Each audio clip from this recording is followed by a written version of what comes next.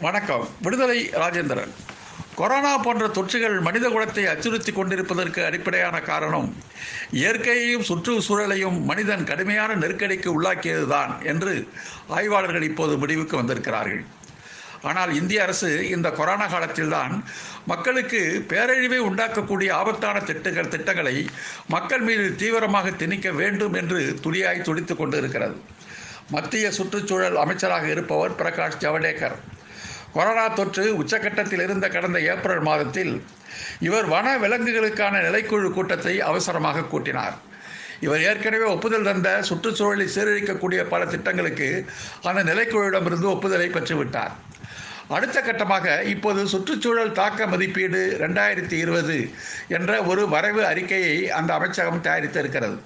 மக்கள் அதற்கு 11ஆம் தேதிக்குள் ஆகஸ்ட் 11க்குள் கருத்து தெரிவிக்க வேண்டும் என்று இப்போது அது சுற்றுக்கு விடப்பட்டிருக்கிறது. இந்த வரைவு சட்டமாக மாறும் என்று சொன்னால் மிகப்பெரிய ஆபத்தை மனிதகுலத்திற்கு உருவாக்கிவிடும்.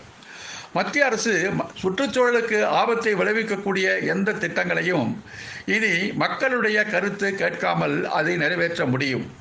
ஏற்கனவே இருக்கிற சட்டப்படி மக்களுடைய கருத்துக்களை கேட்க வேண்டும், சுற்றுச்சூழல் துறையின் அனுமதி பெற வேண்டும் என்றெல்லாம் இருந்த நிபந்தனை இப்போது நீக்கப்பட்டு விட்டது.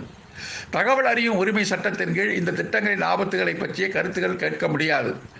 இந்த திட்டத்தினால் ஏதாவது ஆபத்து வரும் என்ற நிலை உருவாகும் என்று சொன்னால் அரசு அமைப்புகளைச் சேர்ந்த நிறுவனங்கள் தான் நீதிமன்றத்தில் வழக்கு தொடர முடியுமே தவிர மக்கள் இதை எதிர்த்து வழக்கு தொடர முடியாது. ஆக மக்களுக்கு தொடர்பே இல்லாத, மக்களை அந்நியப்படுத்துகிற சில திட்டங்களை, பேரழிவு திட்டங்களை மக்கள் வாழ்கின்ற பகுதிகளில் கொண்டு வந்து திணிக்கப் போகிறார்கள். விவசாய நிலங்களின் வழியாக மீத்தேன் எடுப்பதற்கும் ஷெல்கேஸ் எடுப்பதற்கும் பைப்புகள் போட்டால் கூட மக்கள் எதிர்ப்பு தெரிவிக்க முடியாது என்று இந்த வரைவு நகல் கூறுகிறது.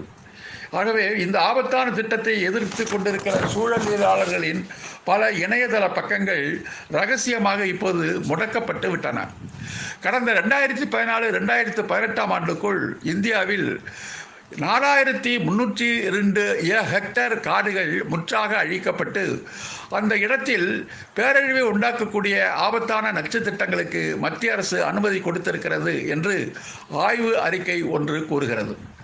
மக்களுடைய கருத்துக்களை நாங்கள் கேட்கப் போவதில்லை, இதற்கு மக்கள் கருத்து கூற வேண்டும் என்று மக்களிடமே அவர் வருவது என்பது மக்களை எவ்வளவு மடையர்களாக இவர்கள் கருதுகிறார்கள் என்பதைத்தான் காட்டுகிறது.